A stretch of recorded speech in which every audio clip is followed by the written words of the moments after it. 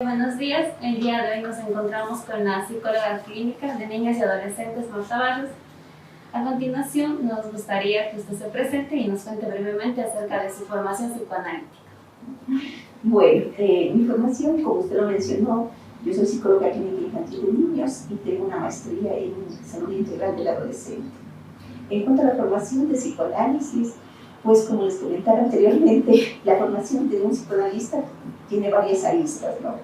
La una es principalmente el trabajo personal que uno haga en el tema de tener su propio analista, hacer un proceso de análisis personal por algunos años. El segundo es pertenecer a alguna asociación mundial de psicoanálisis o a una escuela de psicoanálisis local o regional. Y la tercera es mantener la supervisión de casos con otros psicoanalistas. ¿Sí? Y también, lógicamente, dentro de la parte de pertenecer a una escuela, se debe a que ahí hay formación teórica y clínica.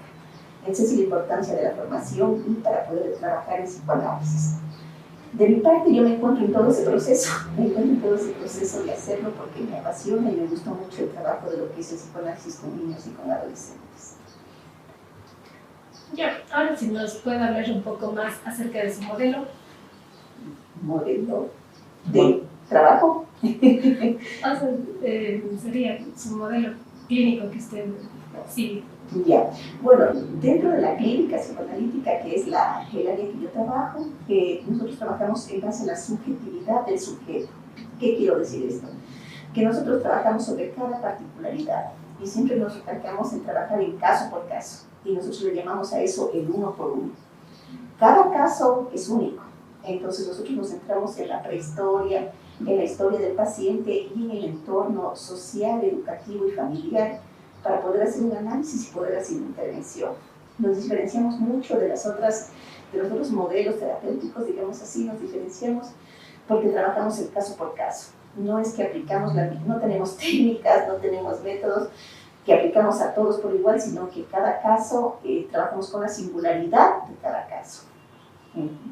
Ya. En base a nuestra materia que es psicoterapia entre niños y adolescentes, ¿cuánto tiempo usted está trabajando con esta población? Ya 21 años.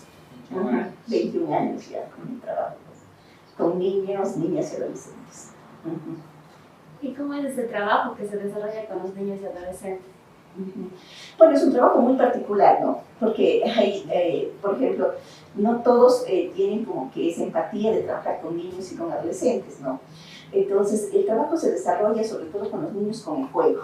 Es lo principal que nosotros trabajamos con el juego, con los adolescentes, otorgándoles un espacio de confidencialidad, un espacio que sea de ellos. Entonces, cuando se otorgan esos espacios, los pacientes desarrollan lo que es la empatía, lo que se llama la transferencia, y se puede ir trabajando con ellos, ¿no? Entonces, con los niños es siempre jugar, y muchas de las veces los papitos también se cuestionan y como que dicen, bueno, ¿y qué va a hacer con mi hijo? ¿Cómo lo va a tratar? Y solamente va a jugar. Entonces, sí, porque el mundo del niño es el juego. Y en los últimos años es lo que no se está otorgando en la casa, en la familia, el juego, ¿no? Pasan solamente cosificados los niños, llevándolos de un lado al otro, por ejemplo, la escuela, academias, y a dormir. Entonces muchas de las veces no hay ni siquiera una interacción familiar o si nos vamos al otro extremo, papás que trabajan mucho, niños que pasan a cuidados de terceros, ¿sí? Y sobre todo estos últimos tiempos lo que yo he visto mucho es de que no solamente pasan a cuidados de terceros, hay niños que pasan a cuidados en la mañana de una abuela, en la tarde de otra abuela, la niñera, la estimuladora temprana. Entonces se vuelve como que hay muchas personas alrededor de la crianza de los niños. Ya, y ahora el ambiente o el lugar de trabajo, ¿de qué manera es la más adecuada para adaptarlo a un niño y a un adolescente? El espacio físico es importante adaptarlo, que los niños puedan utilizar todo. Así como ustedes, por ejemplo, pueden mirar el consultorio, ahorita se está patas arriba porque anoche terminé a las 8:40 de la noche la última consulta. Entonces, justamente otorgarles espacio que juegue, ¿no? Porque si, por ejemplo, yo armo un espacio lúdico y no permito que coja tal cosa o que juegue con tal cosa, o estar exigiendo que me ordene cada rato, entraría ya en una parte pedagógica, ya no en una parte terapéutica. El espacio terapéutico es un espacio libre, de juego, donde el niño puede manipular, o sea, darle el acceso a la manipulación de los objetos, de los juguetes, y también poner piezas de que los niños luego se puedan reponer, porque muchas de las piezas a veces las rompen, a veces se las llevan. Entonces, eso es parte de la terapia, ¿no? Entonces, yo, por ejemplo, no puedo, yo tengo que ser un espacio neutro, terapéutico, no psicoeducativo, ¿sí? Porque eso lo dejamos para otro espacio, que sería la escuela o sería para los psicólogos educativos. Nosotros, como terapeutas de niños, tenemos que dar un espacio libre. Igual para los adolescentes, un espacio donde ellos se sientan cómodos, donde estén bien, donde también haya juegos. Los adolescentes también juegan y también hacemos intervención por medio del juego con ellos. Entonces es importante darles ese espacio y otorgarles ese espacio libre, tanto a los niños, a las niñas y a los adolescentes, que todo lo que esté aquí esté al alcance de ellos, o sea, que no sea prohibitivo. Por ejemplo, si viene un niño y yo me compré un muñeco carísimo que lo puse en el espacio lúdico y decir, no, cuidado, lo toco. No, eso no es. O sea, tengo que ver material que sea asequible para mí económicamente y que sea totalmente dispuesto para mi paciente, sea niño o adolescente. ¿Cuánto tiempo dura una sesión de trabajo? 40 minutos. 40 Yo me manejo. minutos. Hay diferentes modalidades, se manejan con 40 minutos, 50 minutos. Es más o menos la hora terapéutica apropiada para trabajar con los niños. A veces escucho en el medio que trabajan una hora y media, o sea, realmente no la logro entender, pero el espacio terapéutico entre 40 y 50 minutos. Y sería el ideal para el niño, pues se cansan bastante, Claro. Para hacerlo más largo. ¿Cuántas sesiones tiene? O sea, ¿cómo va a depender el número de sesiones al trabajar con un niño o adolescente? Claro. Por lo general, yo marco siempre una sesión por semana. Es una sesión por semana que ellos tienen, una sesión por semana mínima. Realmente no acepto como que menos sesiones de esas. A veces papitos dicen una vez al mes, una vez cada 15 días. Realmente no, en mi espacio no lo acepto porque realmente no funciona. Entonces yo siempre le digo al papá que no funciona. O sea, que realmente esa no es la modalidad de trabajo y que no va a funcionar. Cuando hay casos extremos, por ejemplo, hay casos extremos de adolescentes con temas muy graves, digamos así, dentro del espectro de la psicopatología, les llamo 2 veces por semana, pero son muy escasos esos casos, que yo les llame 2 veces por semana. O a veces cuando hay situaciones familiares con los niños, también suelo llamar al niño y a los papás también a trabajo vincular acá. ¿No hay un número de sesiones dentro del caso? O sea, decir, yo trabajo en este número tal de sesiones, o se va a la larga. No. Sí, y la pregunta que usted me hace es la pregunta lógica de todos los papás: ¿cuánto va a durar? ¿Qué tiempo va a durar? No puedo determinar eso. Entonces muchas de las veces a los papás, hay papás que necesitan y quieren, y a veces hasta me sacan la calculadora para hacer cuenta cuánto les va a costar. Pero realmente yo nunca marco un tiempo porque, como les indicaba al inicio, mi trabajo es completamente caso por caso. Sí, hay casos, por ejemplo, yo tengo este momento, justo anoche le contaba a mi esposo, digo, tengo un adolescente que justamente él ayer me dice, este mes cumplo 3 años viviendo acá donde usted, él ha sacado las cuentas, que lleva 3 años. Y tengo el caso de él y el caso de otro también adolescente, que él también lleva 4 años, ¿sí? Entonces, y por ejemplo, hay otros casos que hay pacientes que vienen 2 o 3 meses y ya están bien, ¿no? Pero hay casos en que no, en que es sobre todo casos que tienen que ver con estructuras psíquicas muy graves, como una prepsicosis, una psicosis. Entonces se trabaja mucho más tiempo, ¿no? Cuando hay casos solamente más leves, cada caso es único y cada caso tiene su tiempo y cada caso.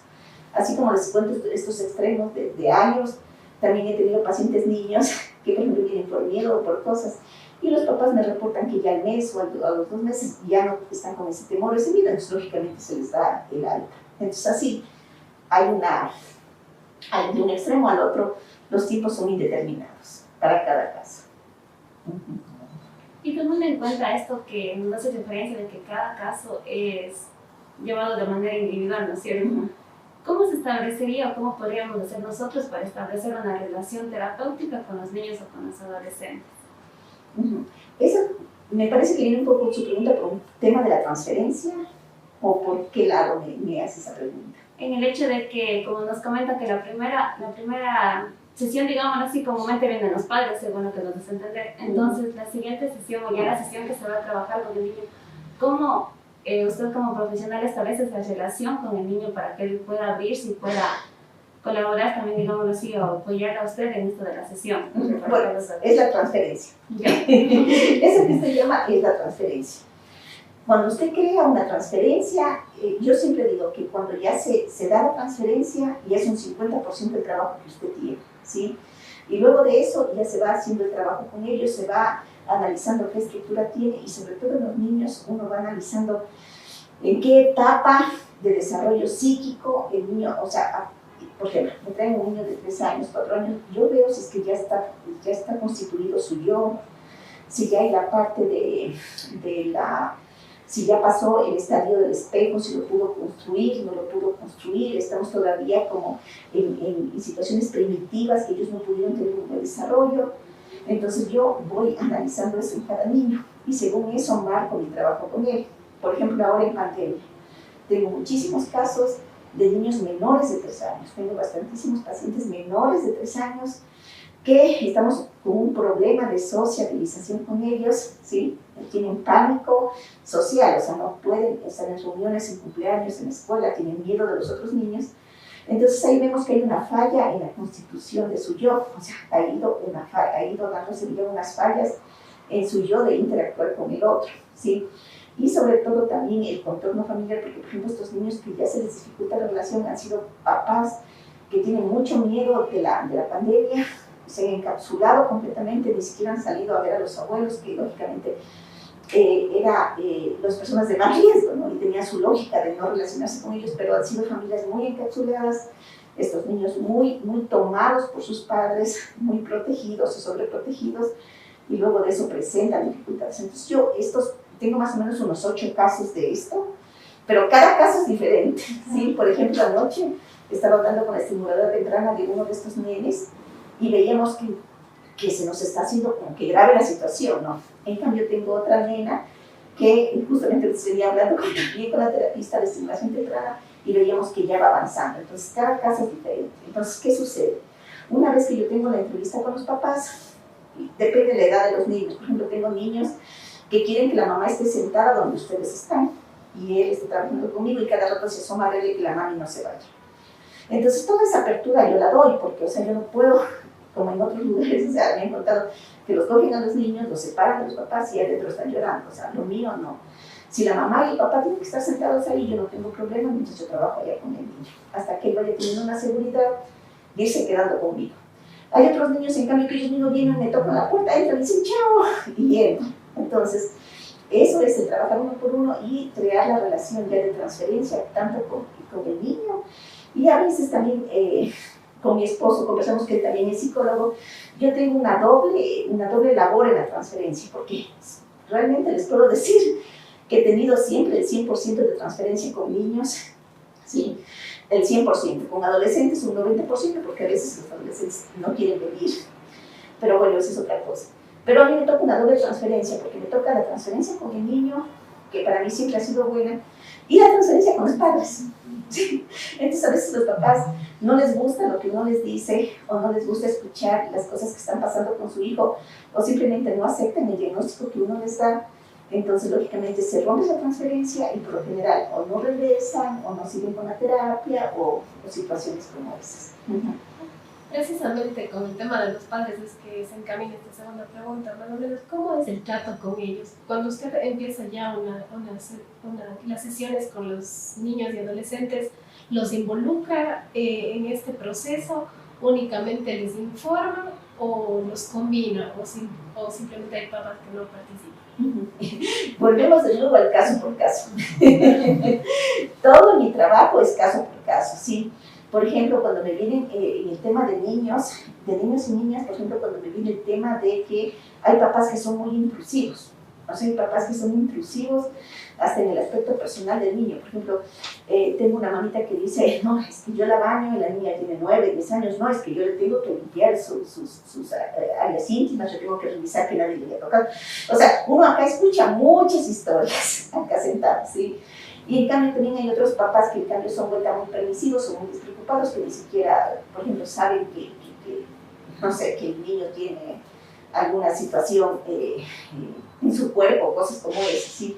O sea, acá tenemos historias de todo. Entonces, dependiendo de la historia, por ejemplo, si viene una madre o un padre o una familia muy intrusiva, yo trato de mantenerle periféricamente y hacer un espacio acá para el niño. Sí, trato de que este espacio en su vida sea como que allá voy y respiro. O sea, tienen acá asfixiados mis papás, ese es mi espacio.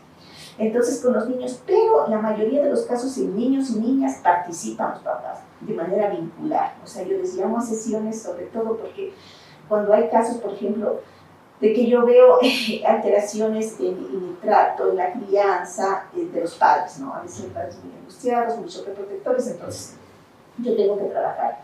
Yo trabajo de manera vincular, con un límite. Cuando yo veo que no puedo, yo les remito, o sea, les sugiero de que ellos vayan a sus terapias ya con un psicólogo de adultos, que vayan y trabajen. Cuando ya a veces se pasan de los límites, por ejemplo, ahora tengo el caso de un papá que es muy complicado en su forma de ser, en su forma de pensar, es muy complicado. Entonces, justamente yo le dije, yo no voy a seguir trabajando con ustedes, tienen que ir a buscar terapeutas, cada uno de los papás y trabajar. Porque, ¿Se viene? Sí. Porque me interrumpe mi trabajo con el niño. Y ahora, en el tema de adolescentes, en cambio, es totalmente diferente. En los adolescentes yo no trabajo con papás, o sea, aquí el primer día que les veo a los papás es cuando los traigo. Y cuando me dicen el motivo de consulta. Terminaron el motivo de consulta y se fueron. Y aquí no vuelven, ¿sí? Entonces, este espacio, los chicos, logro la transferencia con ellos porque saben que aquí pueden venirme a contar todo lo que ellos quieran, todo lo que ellos piensen, y eso se queda aquí, ¿sí? A veces también hay el tema de que la escuela o el colegio quiere involucrarse acá, también marca, o sea, en el tema de adolescentes yo siempre los blindo a ellos súper bien y que este es su espacio. Les indico que lógicamente yo tendría que hablar algún momento con los papás porque los papás van a querer saber qué tiene, qué puedo hacer, pero sería solamente para escucharles, pero nunca para yo contarles lo que ellos me han dicho, lo que ellos piensan, porque eso es algo entre ellos y nosotros. ¿Cómo es el análisis de la demanda frecuentemente? ¿Los padres o los niños son los que deciden ir a terapia? Bueno, en eso sí, específicamente los papás. Claro, sí, porque, o sea, habrá niños quizás ya a partir de los 9 años, por ahí entrando a la adolescencia, que puedan pedir, pero en todo caso los niños pequeños, pues no. Los niños pequeños, sobre todo, la mayoría de casos, bueno, los últimos años ha cambiado, pero cuando yo comencé mi práctica con niños, era como que hace 21 años atrás, o sea, era como que muy poco, ¿no? Entonces, pero siempre venían remitidos de las escuelas por las maestras. Por lo general, la mayor remisión que vienen son de las escuelas los niños. Es muy poco que, o sea, sí ha aumentado los últimos años, pero es muy poco que los papás digan, me parece que algo extraño les pasa, lo llevaré a ver qué dice. Casi siempre, diríamos que un 80% de la consulta de niños viene por remisión de las profesoras o la escuela, en niños y en niñas. En adolescentes también, de los colegios, y a veces también por preocupación de los papás, viéndoles que están tal vez, siempre la consulta siempre de adolescentes por rebeldía, y realmente pues la rebeldía es una de las características, así que no sería un síntoma, sino una característica de ellos. Y bueno, en este mismo hecho de que todo va a depender, ¿no?, de ese niño y adolescente, ¿cuáles son las técnicas que más utiliza con cada una de estas dos poblaciones, digámoslo así? Eso justo les decía al inicio, que en mi campo no hablamos de técnicas, o sea, no hablamos sino que es la intervención de cada uno, ¿sí? Porque en adolescentes me hacía la pregunta, ¿no es cierto? Sí. Por ejemplo, yo no le puedo decir hago esta técnica ni la otra porque no tengo técnicas. Lo que hago con ellos son las entrevistas, ¿sí? Entrevistas, y luego con cada uno de ellos más o menos yo ya voy perfilando los intereses que tienen y por ahí voy trabajando. Por ejemplo, si les gusta algún juego, algún videojuego, si les gusta una canción, si les gusta una serie. Por ejemplo, en pandemia yo trabajé mucho con adolescentes viendo series. Ellos me decían, tal serie estoy viendo, yo también la veía y conversábamos y comentábamos, ellos me mandan ilustraciones. O sea, en el campo del psicoanálisis, en el trabajo, no hay técnicas ni métodos, sino hay el tema de la entrevista, y luego de eso yo veo como que cada adolescente los intereses que tiene y comienzo a trabajar. A veces me toca leer libros con ellos, o sea, ya es cuestión de recursos, que nos vamos un poco más por los recursos artísticos con ellos, música, poesía. Hay chicos que hacen historietas, hay chicos de los animes que les gusta pintar, les gusta ver, entonces yo me meto en ese mundo con cada uno de los pacientes, con sus intereses, y comenzamos a trabajar. Por ejemplo, tengo un caso de un adolescente que él me trae canciones, o me manda canciones a mi mail, yo las imprimo, entonces me dice, tal canción quiero trabajar hoy, porque eso me identifica con lo que yo siento, con lo que yo pienso, entonces vamos trabajando con muchos recursos. ¿Cuáles son esos recursos con los que trabajan? Eso le digo, artísticos, literatura, canciones, hacen poesías, historietas, dibujan, pintan, o sea, ¿Y siempre es de nuevo? ¿Siempre traen ellos como que dicen quiero trabajar con esto? ¿O también hay momentos en los que buscan? claro, o sea, hay propuestas, ¿no? A veces, por ejemplo, cuando no hay mucha movilidad del paciente, hay propuestas, ¿qué te parece si hacemos esto? ¿Qué te parece si miramos esto?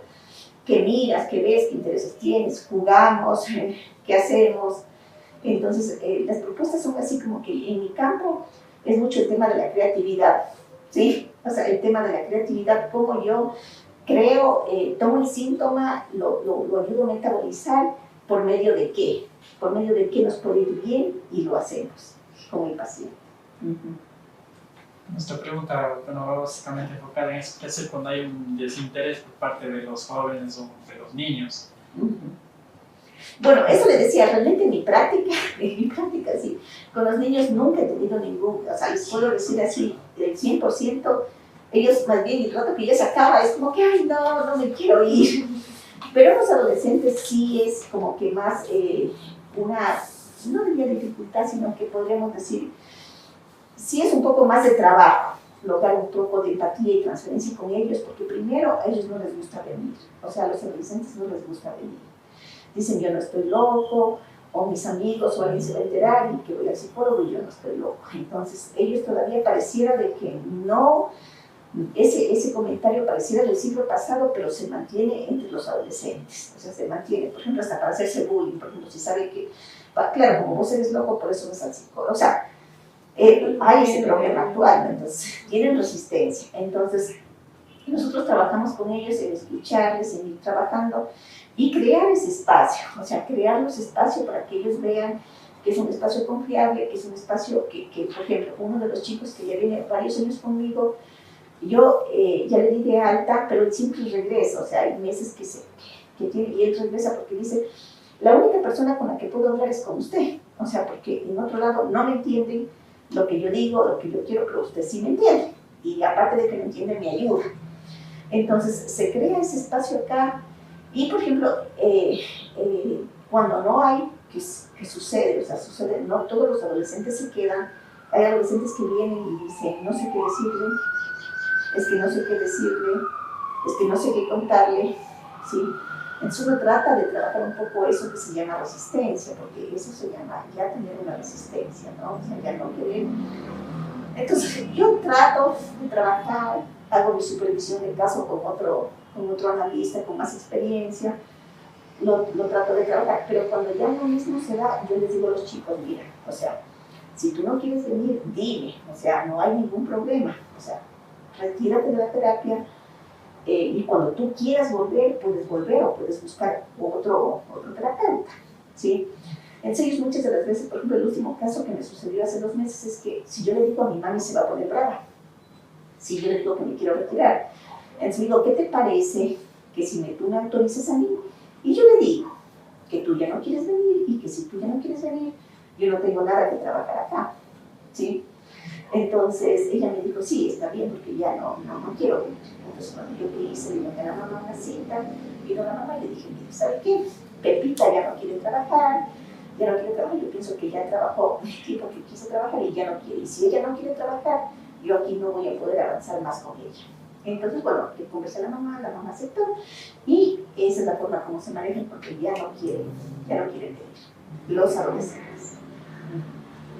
Entonces, en base a esto que nos comenta, ¿se podrían definir quizá cuáles podrían ser aquellas características que diferencian la relación terapéutica de niños y la de los adolescentes?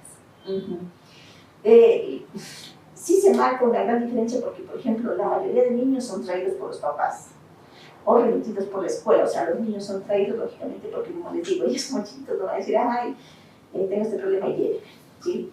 En cambio, los adolescentes sí se diferencia porque sí, algunos adolescentes piden. Sobre todo, ahora en el tiempo de pandemia, se ha sido mucho la demanda que los mismos chicos le dicen a los papás, llévenme a terapia, necesito hablar con alguien, necesito un espacio.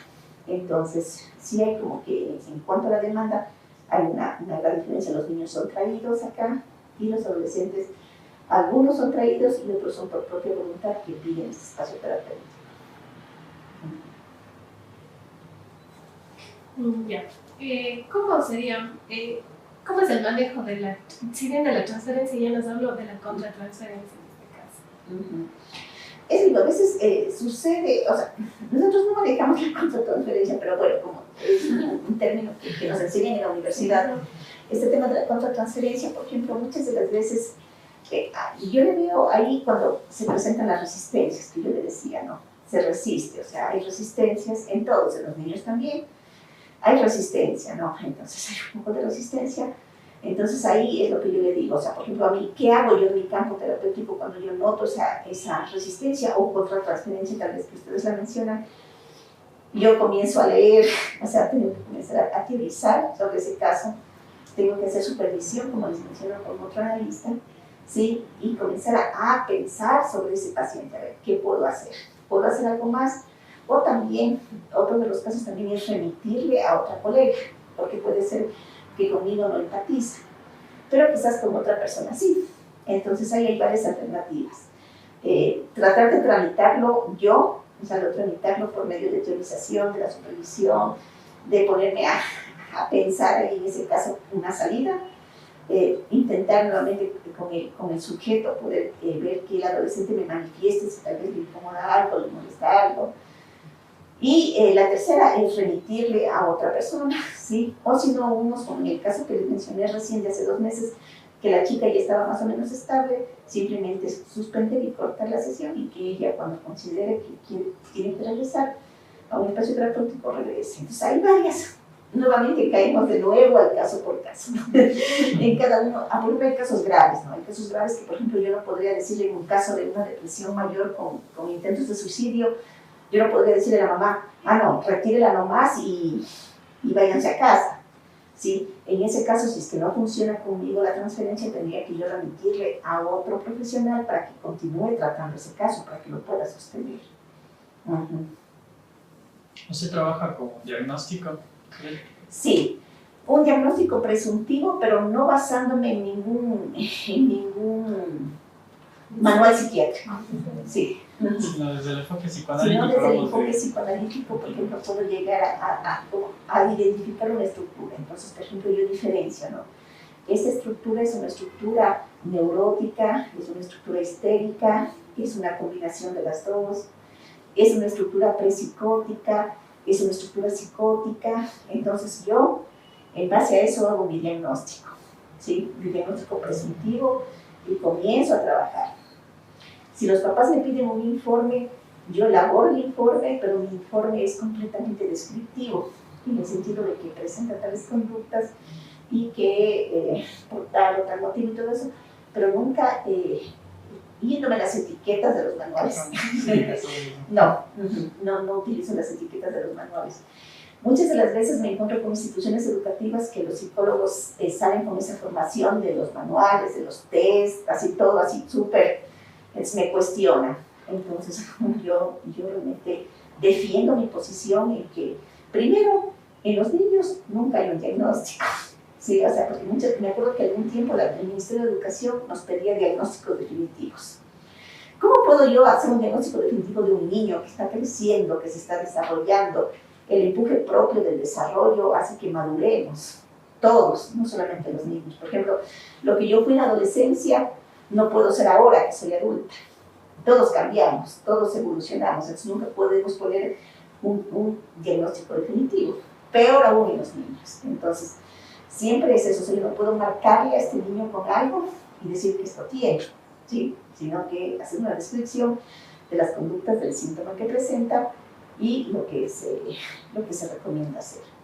En los adolescentes es igual, o sea, no es igual un adolescente de 13, 14 años, que es donde, como yo sé decir, donde está, que brinca todo el cañín en todo aspecto, como un adolescente de 16, 17 o ya 18 años, ¿no es cierto? Entonces, es igual, o sea, vamos con manejo diagnóstico presuntivo, pero desde el lado descriptivo, más no con ni diagnósticos definitivos, ni diagnósticos con etiquetas, por ejemplo, diciendo este niño tiene tal trastorno, ¿sí? Es más, en los últimos años, ustedes deben conocer que ni siquiera en la parte cognitiva hay como que definirle a alguien con este tema de la plasticidad neuronal, ¿sí? Se ven muchísimos casos, muchas evoluciones de los niños que tienen deficiencia cognitiva. Claro que la deficiencia es algo que marca y se mantiene, o sea, no es algo que se va a curar, pero sí puede ampliarse mucho el espectro de trabajo con estos niños y no se puede pronosticar, ¿sí? Sino que una vez hecho el diagnóstico en la parte cognitiva, lo que es trabajar con estos niños, apoyarse en otras áreas, y ellos desarrollan muchísimo y son sujetos activos en la sociedad, ¿no? Que pueden llegar a tener su trabajo, su profesión y muchas cosas más. Entonces, nunca hay como limitar ese campo con un diagnóstico que les marque o les limite. Y entonces ya después, digamos así, de todo este proceso terapéutico que se realiza, ¿no? Con el niño, con el adolescente, ¿cómo es una sesión de cierre? Bueno, justamente me tocó hacer la semana anterior una sesión de cierre, ¿sí? En la sesión de cierre yo primero hablo, en el tema con niños y adolescentes, hablo primero con los papás, diciendo que bueno, ya hemos llegado a un punto en que ya se nota digamos, la mejoría del síntoma del niño, ya está deja de sufrir, ya se lo ve menos ansioso, menos impulsivo, cosas como lo que determina en cada caso. Entonces, eso yo voy valorando en base a cómo va en el tema familiar, cómo se va comportando. También es muchas de las veces también cómo ellos trabajan acá, ya llegan de una forma de trabajar, terminan en otra. Entonces, el cierre, por lo general, lo hago principalmente con los papás avisándoles y con los niños, sobre todo con los niños les anticipo como un mes antes, porque ellos son los que, por ejemplo, el día sábado que me tocó hacer cierre con una nena, me vino abrazando desde la mesa verde hasta la puerta, me abrazaba y me soltaba, no me quiero ir, no me quiero ir. Digo, no, o sea, yo ya hablé contigo hace un mes, que les marco en el calendario de los niños que esta va a ser la última sesión conmigo y que ya tienen que irse. Entonces yo decía, no, pero pon un sábado más, un sábado. Digo, no, porque ya hablamos contigo, ya hablé también con los papás y los papás ya le dijeron, esta es la última cita que te vas a ver la marquita y ya. Entonces, igual con los adolescentes, igual. Y sobre todo, se les deja siempre abierto a los papás, a los niños y a los adolescentes, se les deja siempre abierta una puerta en decirles que cuando necesiten pueden volver. Porque muchas de las veces me ocurrió hace años que un adolescente se fue y me dijo, ay, yo sé que yo nunca más puedo volver. Digo, no, sí, puedes volver. No, pero es que usted ya me dice que ya me trae. Digo, no, cuando tú quieras, cuando tú me necesites, puedes volver. Entonces, siempre hay que dejarles esa parte a ellos, decirles cuando me necesites o cuando quieras volver acá, vuelve. Pídeles a tus papás y tú puedes volver, porque ellos piensan que ya nunca más pueden volver. Precisamente, ¿con qué frecuencia los pacientes regresan a análisis? Bueno, yo les cuento así que ahora en pandemia regresó mi primer paciente.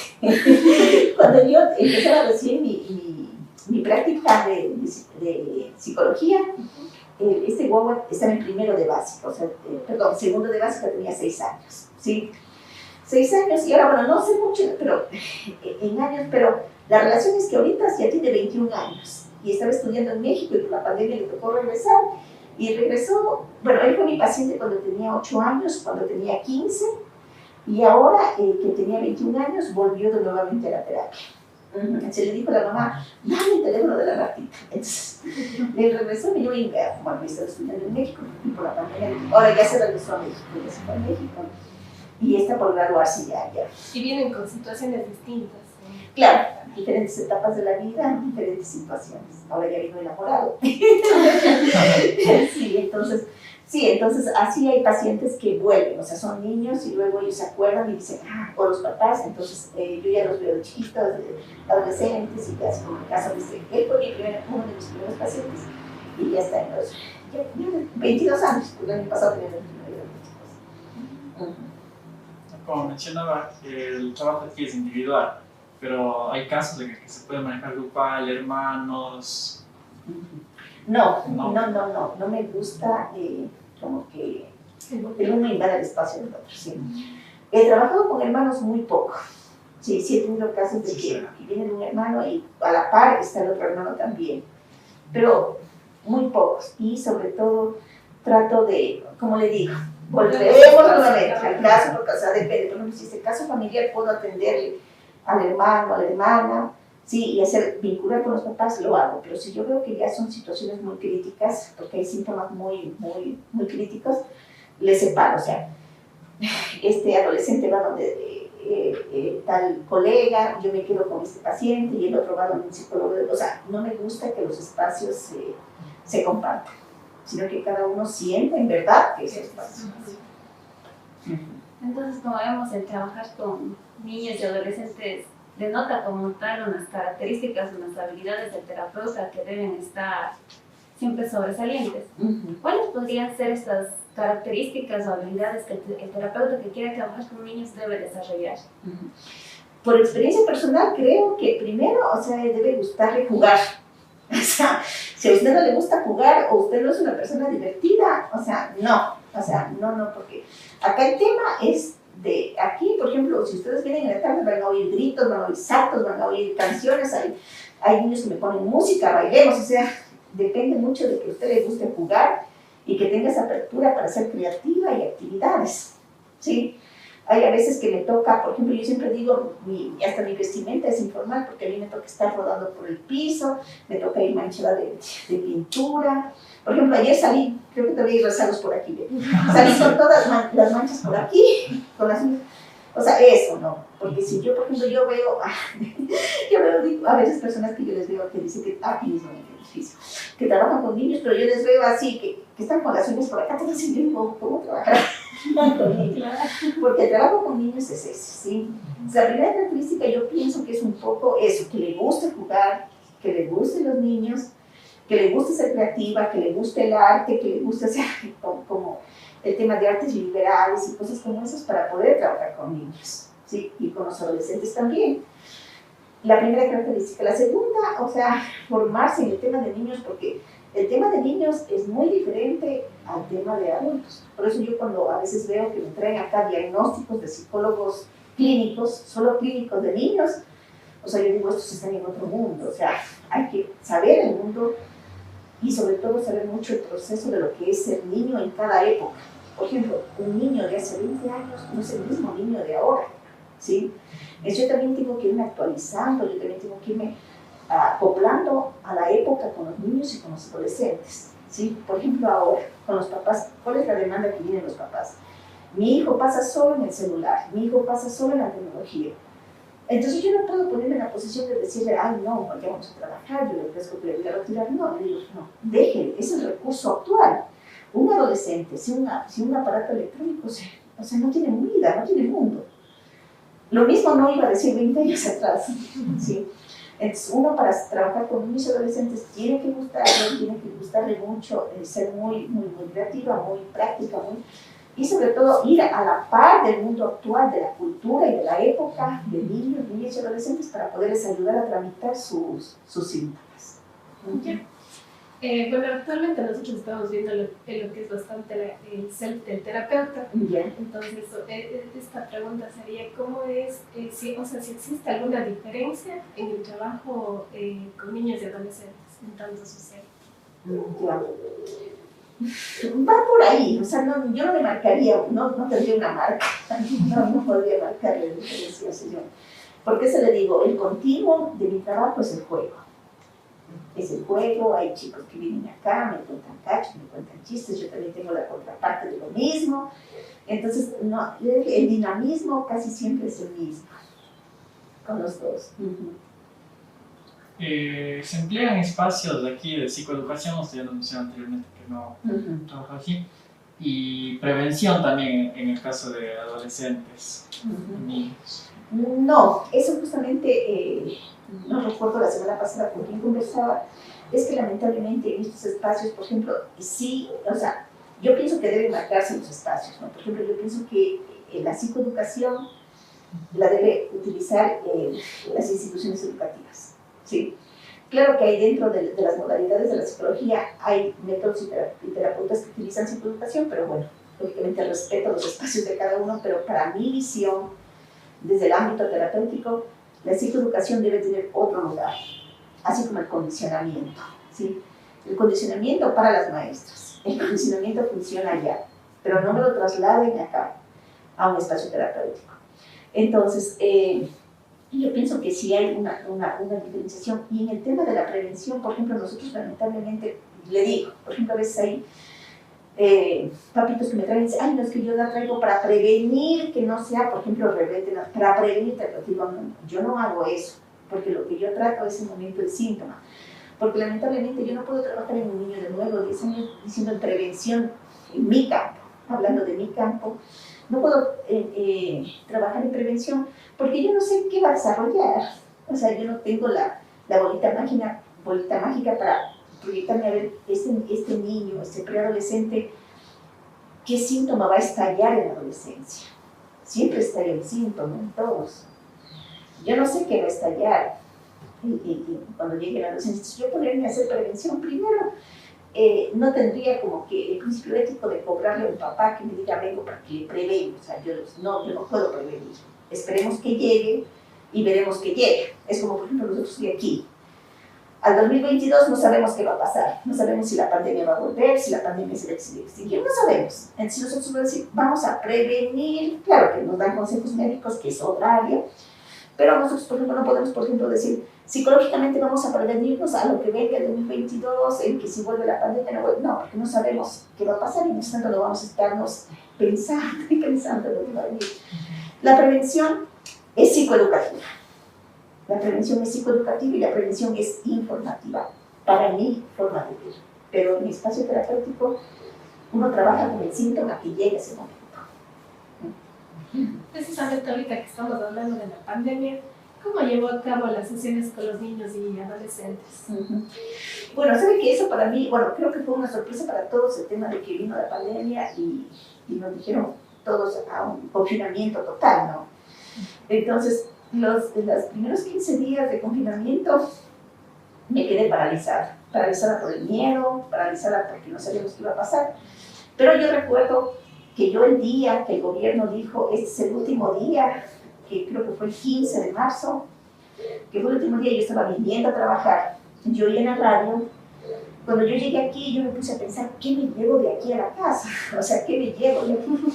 Entonces era así como que, recuerdo que cogí algunos juguetes fundamentales, cogí y fui como llevando 2 fundas a la casa, porque yo dije, este confinamiento no es de un mes, o sea, no es de una semana, o sea, yo dije, no, ya se nos mandan al confinamiento, esto ya, o sea, yo ya lo presentía que esto nos iba a ir de largo. Entonces yo me fui cogiendo elementos como muñecos, títeres, me fui llevando mis títeres, me fui llevando los textos de, por ejemplo, temas de test proyectivos, más o menos que yo trabajo, entonces eso fue lo que me fui llevando a casa.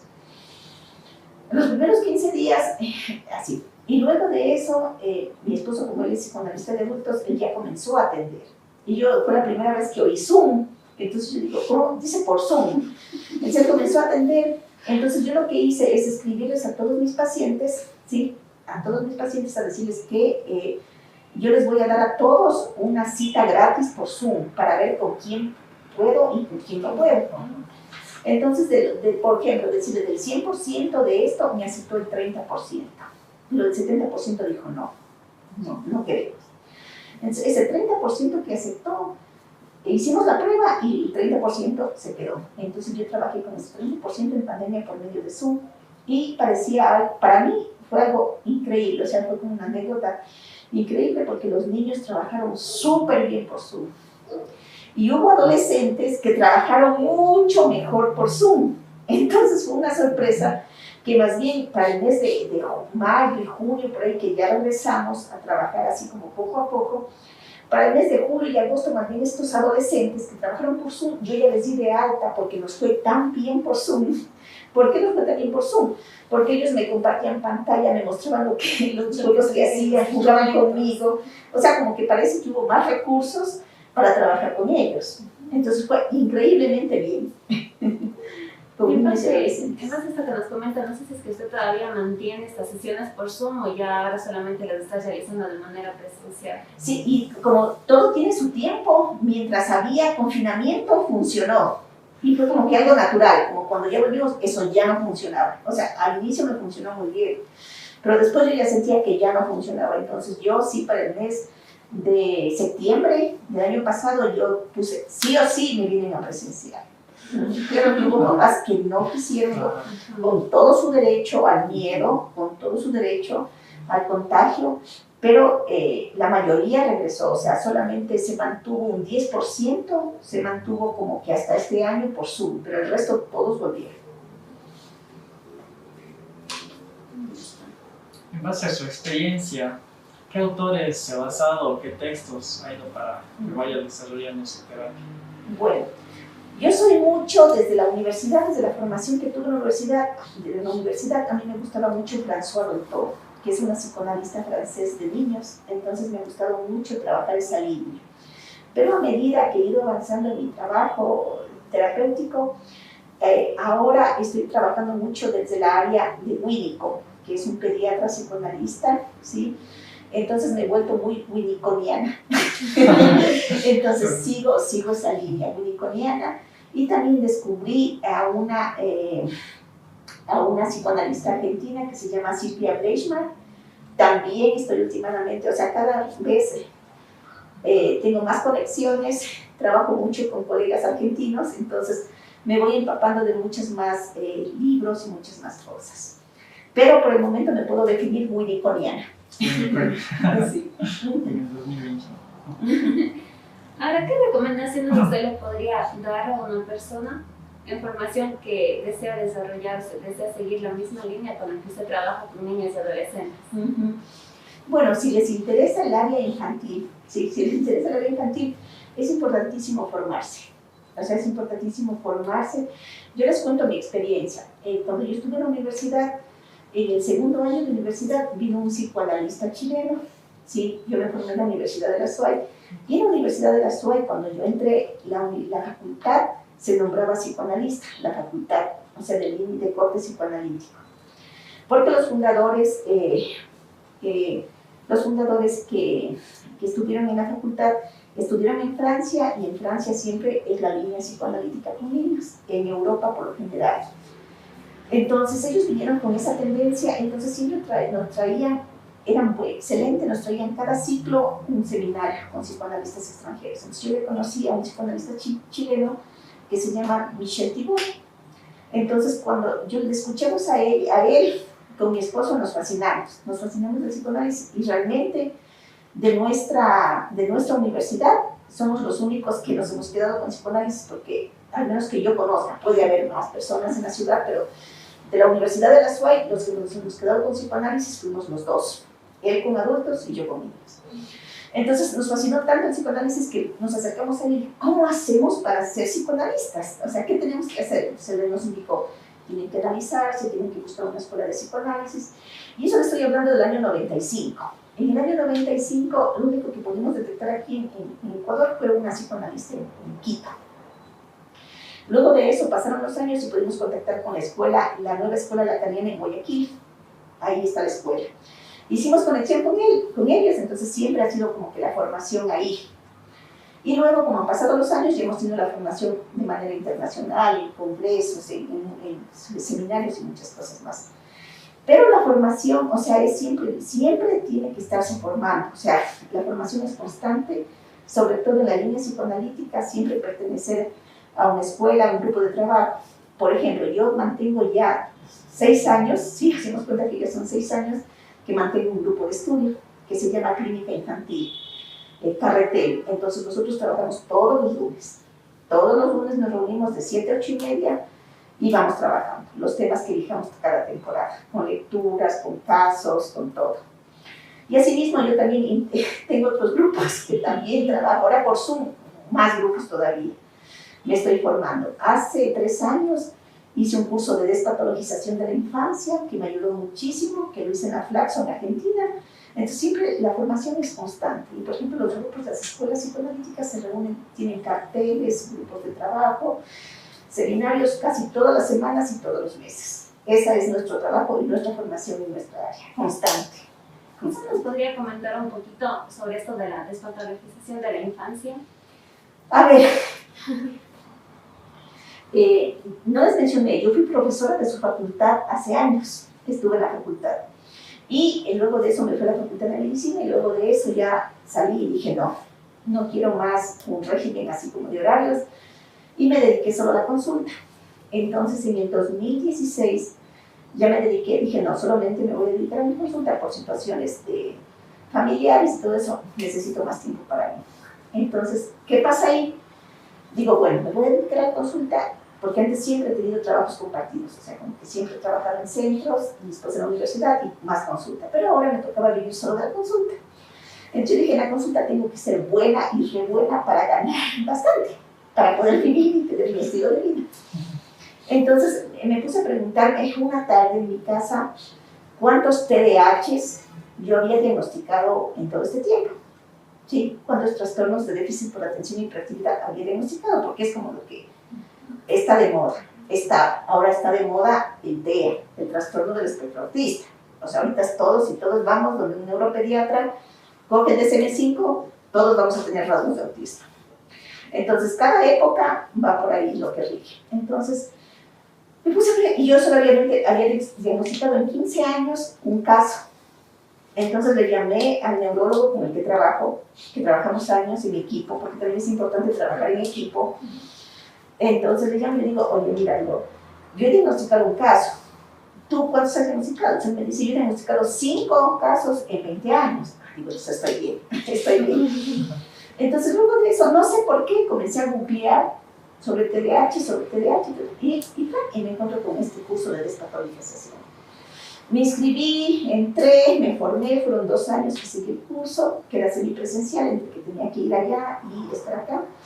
Entonces eso me enseñó mucho y sobre todo lo que yo les digo a las chicas que trabajan conmigo en el grupo de estudio, tuve que desestructurizarme, o sea, tuve que sacar todo lo que la universidad me enseñó, tuve que sacarme todo y volver a crear. Y ahora me siento súper cómoda haciendo lo que hago, porque antes, o sea, yo tenía siempre esta parte de trabajar caso por caso, pero nos queda lo de la universidad, ¿no?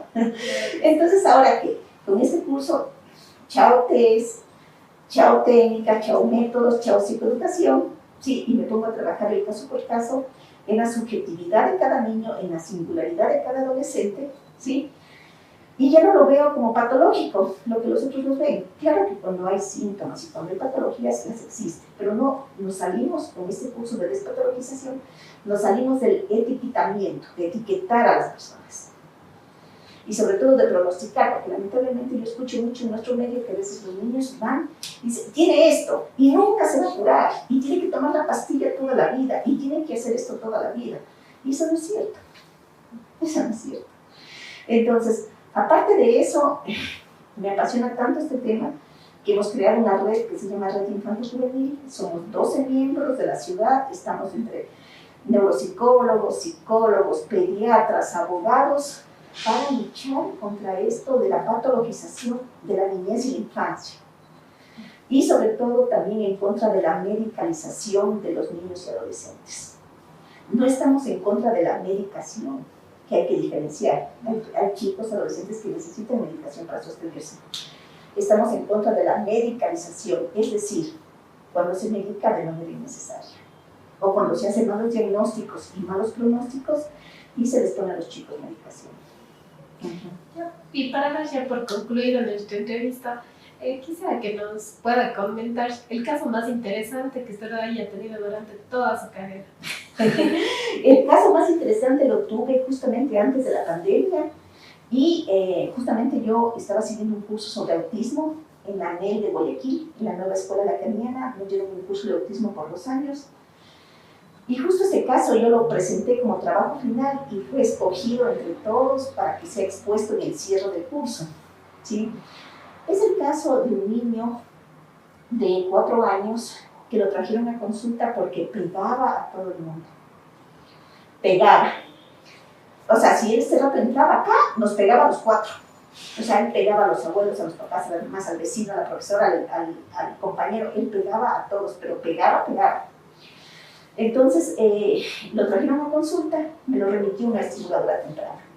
Entonces vino a consulta y claro, lo primero que hizo es, se sentaron los papás, se levantó a pegar. Entonces yo así decía como que, creo que era 18, 19 años de práctica, primera vez que un niño me pega. Entonces yo le cogía la mano, le hacía un lado, los papás le decían, no, él pegaba. Bueno, la primera consulta, la segunda consulta me pegaba, todo el tiempo me pegaba, ¿sí? Entonces venía y me pegaba, y decía, bueno, ya. Unas veces le decía ya, otras veces me hacía la que no sentía, o sea, de todo. Pasó como a la sexta sesión con este niño que pegaba, entonces yo me pongo a pensar, ¿por qué pega? ¿Por qué pega? O sea, ¿por qué pega de esa manera? Entonces, como para la séptima sesión, le doy la connotación, porque ese es el trabajo de la clínica psicoanalítica, pensar, asociar a otras cosas y darle un sentido a ese síntoma. Entonces yo le di el síntoma de pegar, no de golpear, sino de pegar con pega o con cinta adhesiva. Entonces, ¿qué pasa? Por la séptima sesión u octava, que yo ya comienzo a razonar y a trabajar el caso y el síntoma, él entra y yo me envuelvo cinta masking en las dos manos. Me las envuelvo, ¿sí? Y las tenía escondidas, entonces ya cierro la puerta y cuando él me viene a pegar, yo comienzo con la cinta masking a tocarlo a él. Y él se queda asustado, o sea, y lo que él se asusta, me asusta a mí. O sea, yo dije, ya metí la pata, se me quedó asustado. Él se asustó y yo también, sinceramente yo también. El rato que le hago eso, se queda así. Y yo también me asusto. Entonces, y al rato se comienza a reír. Y me dice, ponme a mí también, ¿no? Y comenzamos a pegarnos y a correr por todo el consultorio. Él con sus manos llenas de cinta y yo también. Trabajamos varias sesiones y luego desapareció el síntoma.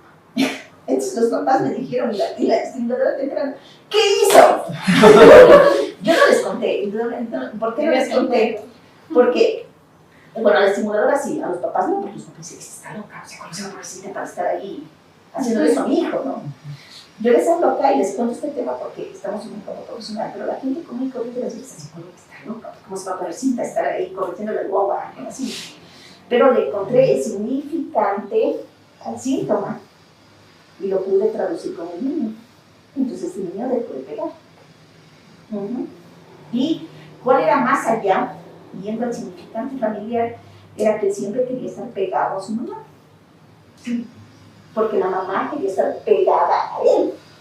Entonces aquí la palabra clave de trabajar era pegar, pero no como golpe, sino como unir. Ese es mi trabajo. Y más bien, muchísimas gracias por su tiempo, por brindarnos este espacio tan cálido y le agradecemos mucho por esta apertura. Bueno, chicos, espero que entren al campo de la clínica psicoanalítica con todo lo que les he contado. Muchísimas gracias. Muchas gracias.